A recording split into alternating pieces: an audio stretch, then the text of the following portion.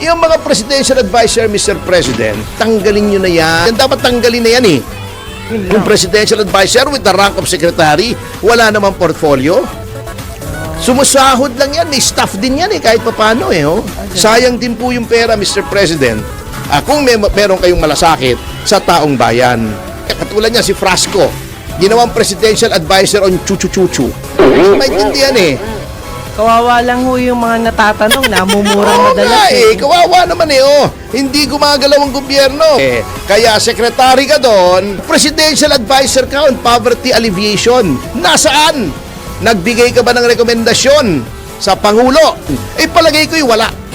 Sapagkat, etong taong ito, ang ginawa lamang ay nagmalaki ng yagballs at binatikos ng binatikos si Vice President. Hindi kayo presidential advisor for criticizing Sara Duterte. Kayo ay presidential advisor for poverty alleviation. Anyway, mula bukas pala. Kaya kaiingat po tayo mga kababayan sapagkat ang demand po nitong grupong ito at palagay ko naman ay maayos naman ay yung gawa ng paraan yung pagtaas ng presyo ng petrolyo at mag-fair increase ng 5 piso. Yan. Yung iba nagtaas na, attorney. Kasi sabi nila, may nagsasabi na yun daw namang ginagawa ni Pangulong Marcos na emergency powers, pwede naman yata maibsan daw yon through an executive order. Okay. Hindi na kailangan yung emergency powers. Parang iwas pusoy lang daw ang si Pangulo. Yan, sabi nitong grupong ito. Kaya, eto ang sabi nila, ang kwenta nitong mga magi-strike. Opo. Sa 120 pesos per liter ng diesel, I would assume diesel kasi yun ang gamit. Hindi, kasi jeepney, 'di ba? Yeah, Buses. for PUVs. 'di ba? Lahat 'yan, UV Express, puro diesel 'yan, diesel. Sa pula ko. 'Di ba? Ay ang nababawas daw 3,600 a month. Hala. Yan. Oo. Ang laki mo na. Kaya yung cash aid na 3,600 a day pala ang kanilang kwenta na nababawas sa kanila. Kaya yung 5,000 daw na ayuda, na one-time ayuda, one-time small time, hindi nga one-time big time eh. One-time small time, hindi ba sapat para sa 2 araw? Yan. Pero attorney, at least meron. Hindi, pero kulang pa yun. Hindi kasi ang problema yan, katulad ng sabi ko, yung subsidy, hindi naman yan ang solusyon. Band-aid solution yan. Eto, may ginagawa naman ang fuel subsidy. Etong LTFRB, sabi ng LTFRB, through the Department of Transportation. At ipaprioritize daw nila ang mga tricycle drivers. At ang may mungkahi naman ito ay ang Department of Transportation. Pero, yung Presidential Advisor for Poverty Alleviation na dapat pinag-aaralan ito, anong ginagawa? Ang Poverty Alleviation Program niya ay bumatikos kay Sara Duterte. Kaya, sekretary ka doon, Papa, wag mo namang sayangin ang kwarta ng gobyerno, sinesweldo sa'yo. Magbigay ka naman ng panukala kung paano tutulungan ang mga mahihirap. Presidential advisor ka on poverty alleviation. Nasaan? Nagbigay ka ba ng rekomendasyon sa Pangulo since tumaas ang presyo ng produktong petrolyo and therefore tumaas ng mga bilihin? Nasaan? Kung meron man, pakita naman. Kasi hindi naman po sikreto yan eh. Wala namang national security dyan. Palagay ko'y wala. Sapagkat, etong taong ito, ang ginawa lamang ay nagmalaki ng yagballs at binatikos ng binatikos si Vice President. Okay naman bumatikos kay Vice President, pero gawin nyo muna yung primary aim nyo. Hindi kayo presidential advisor for criticizing Sara Duterte. Kayo ay presidential advisor for poverty alleviation. Kawawa lang ho yung mga natatanong, namumurang madalas. Kawawa naman Hindi gumagalaw ang gobyerno. Alam nyo kasi, katulad niya si Frasco, ginawang presidential advisor on chuchu-chuchu. Maintindihan eh.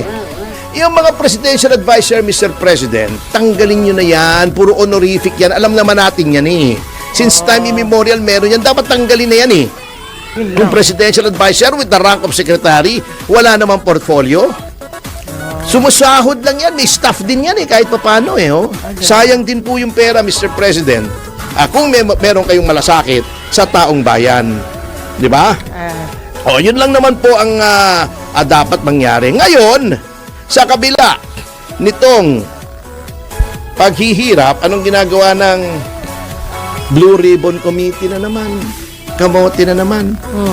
Alam nyo, parang gusto pa yata ni Senator Lacson na mag-thank you tayo sa kanya dahil pinatawag niya si Manong Chavit. Okay naman po yun, Mr. Lacson. Okay naman. Yung this is in connection with the investigation sa flood control scandal. Opo. Pero, ang problema, bakit si Chavit lang? Bakit hindi yung 18 Marines? Ako, may mangangatuwiran pa si Lacson, no? Makakagulo lang daw. Bakit makakagulo? Ikaw lang naman nagsasabi niyan eh. Oh. Di ba witnesses yan? Witness nga eh. May affidavit yan. Ano makakagulo? Makakagulo sa narrative mo. Ay. Dahil wala kang ginawa kundi protektahan ang Malacanang at si Martin Romualdez. Makakagulo talaga, Senator Lacson. What happened? Di ba? Si Manong, okay naman. Kanya lang, pagdating sa personal knowledge, siyempre, mas maigit tawagin din yung 18. Di ba?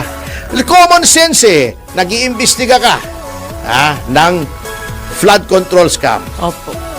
May mga nagwi-witness. Una, si Diskaya, humihingi ng witness protection. Di mo naman alam kung ano sasabihin. Ayaw niyong i-endorso. Bakit? Dahil nabanggit ang pangalan ni Martin. Si Gutesa, dinikdik niyo pa tungkol sa affidavit. Kahit sinong abogado, Mr. Lacson, ay makapagsasabing irrelevant na yung affidavit ni Gutesa kasi nanumpa na siya before you, yourself, sa committee mo.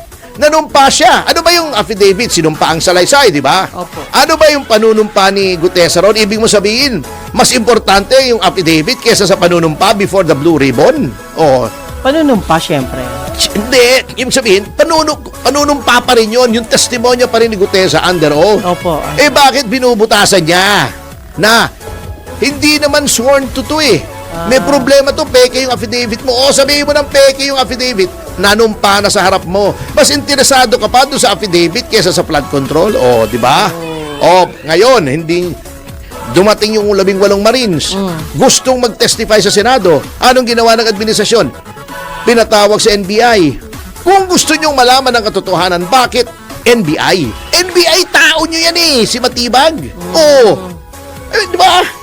Sino susundin na Matibag? Yung amo niya. Sino bang amo niya? Malacanang. Kasi under the DOJ yan. Alter ego ng presidente ang DOJ. Bakit doon mo itetest ang credibility na nakatago? Na igigrill nyo roon? Bakit hindi nyo pag-grill sa mga senador? Ang ibig nyo ba sabihin, si Matibag mas magaling pang mag-grill, mas magaling pang ma-determine ang credibility kesa sa mga senador? Di Kengkoy ang reasoning nyo. Ayaw pa rin patawag yung 18 Marines. Gusto niya mabaon na sa limot yung 18 Marines. Yan ang problema kay Ping Lacson. Aray ko? Hindi, totoo naman eh. Obvious na obvious. Hindi ba obvious? Opo. Na ganun ang ginagawa ni Lacson? Kita mo. Sabi pa naman Sabi pa naman, wala daw no effort to reach out to the BRC. Bakit sila mag-e-effort? Sino man chairman ng BRC? Di ba? Si Baligod ba o ikaw? Anong no effort to reach out? Imbitahin mo, issuehan mo ng sampina. Darating yan, sampina yan. Kaya nga may sampina powers ka eh. Tayo, pinagliluloko nitong si Lacson eh. Yung mga ayaw nga mag-testify, hinahanap nyo eh. Di ba? Yung mga nagtatago, may sampina, pinapa-aresto nyo. Eto na riyan lang. Isampina nyo, imbitahin nyo muna. Kung hindi dumating, isampina nyo. Pero wag yung iniinsulto nitong si Lacson ang intelligence ng mga Pilipino na ayaw, di naman nagre-reach out eh. Anong reach out? Pumunta na nga sa NBI. nag-press ko na nga, imbitahin mo. O, di ba? Kengkoy Umiiwas sa tao. akala niya hindi ko, bago ang kanyang legal advisor, yung law dean ng One Ball University, si Senate President Soto. Pero Ano ba nangyari sa Blue Ribbon? Kaya walang gustong pumirma sa report niya nananakot na lang siya. Di ba si Marcoleta, tinatakot niya. Sige, tatawagin ko yung 18 Maris, pirmahan mo muna yung report. Kaya sabi ni Marcoleta sa kanya, are you serious? Seryoso ka ba? Kengkoy Parang nagbibiro Anyway, sa notang yan mga kasama ay nagbabalik ang Yes, Yes Show, Topasyo. Pagkatapos sa mga commercial,